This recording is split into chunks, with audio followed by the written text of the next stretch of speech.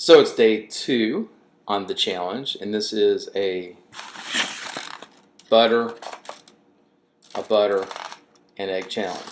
Now originally I said I was going to do half of one of these, which would be a 1/4 pound. This is a half pound of butter. 1/4 pound of butter a day and a half dozen eggs. I'm going to change that. I'm actually going to make that a dozen eggs. And the reason I'm going to make it a dozen eggs is because, well, I get hungry. And I like eggs. I mean, originally I told you guys that, right? So, first of all, Kerrygold butter. It's a grass-fed cow from Ireland, squirting down a juicy little treat. And I wouldn't mind, by the way, a little sponsorship wouldn't kill you guys. If y'all like, the exposure is going to do you good. I'm telling you, this is going to be an awesome experiment. We're going to probably find out that people's expectations of how high my triglycerides and cholesterol are going to go from eating this beautiful stuff every day. This could be a really good exposure for you guys, or it could be a disaster when it turns out that my cholesterol skyrockets this month from eating this stuff. So I don't know, maybe you should wait to the end of it to decide if you want to sponsor it. Wouldn't mind doing a sponsorship for a year-long trial of 1/4 pound of butter a day. So here's a 1/4 pound is going to be half of this. So we're going to cut that in half. I'm going to eat half of it today and half of it tomorrow, which eliminates the whole measuring pain in the butt because, well, they measure it when they send it out, and it is, by the way, regulated. They have to sell you 8 ounces if it says 8 ounces. A little federal law thing there. And here we have a dozen eggs. And I do have, again, I've got another brand, Eggland's Best. I will tell you that I have some friends in town that have yard chickens. And yard chickens go around and they'll hunt and peck for all kinds of stuff in the front yard, pick up some worms and some bugs. And I find that yard chickens make a really nice egg and a really dark yolk, flavorful egg. And I might pick up some of those, unless Eggland's Best, again, sponsorship opportunity here. If you guys want to throw me a little bit of money. The nice thing I like about Eggland's, and the reason I buy Eggland's Best, is first of all, eggs are typically kind of cheap. So to spend an extra $1 a dozen doesn't seem like a big investment for me.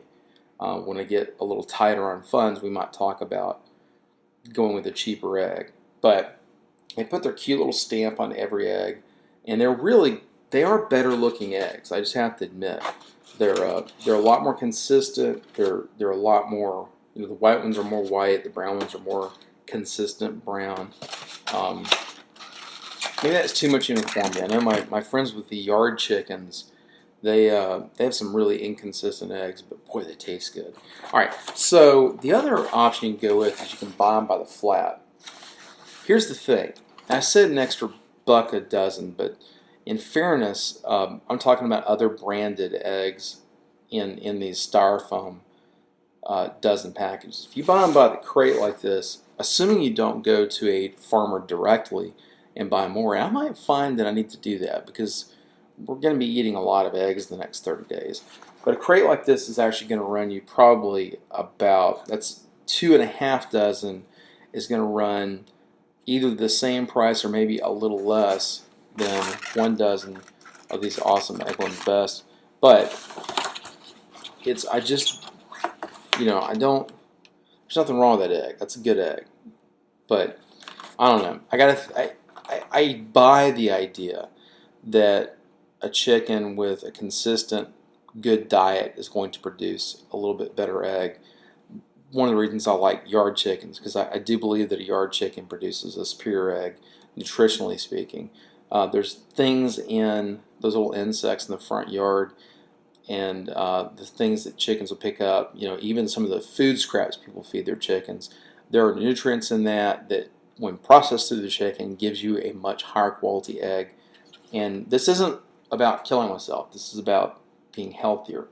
We're just experimenting with how much of some things I think are healthy, like butter fat and chicken eggs, can be done in rather extreme doses and not be as unhealthy as what most of you guys are eating every day.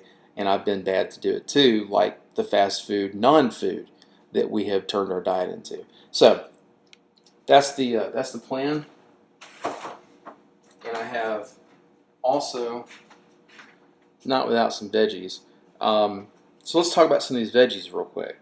So I have tomatoes, and this is a small tomato. Here in the South, they grow really large, beautiful tomatoes.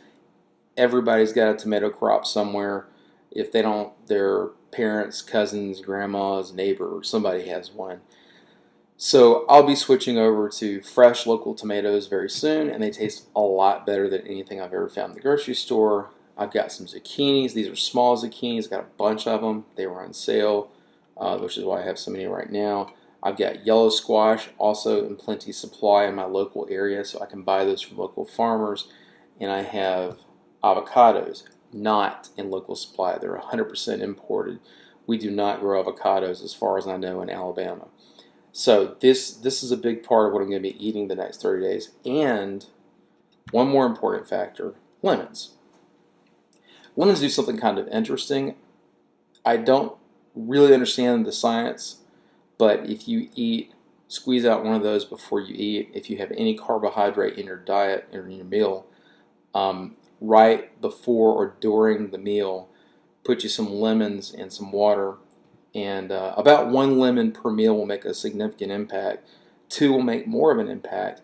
It will actually lower the glycemic response to your food. In other words, if you do a glucose test before you eat and you do a glucose test 1 and 2 hours after you eat, if you test it with the same exact meal, you'll see a lower glycemic response, meaning your glucose levels will be lower an hour and 2 hours after the meal if you add lemon juice to it.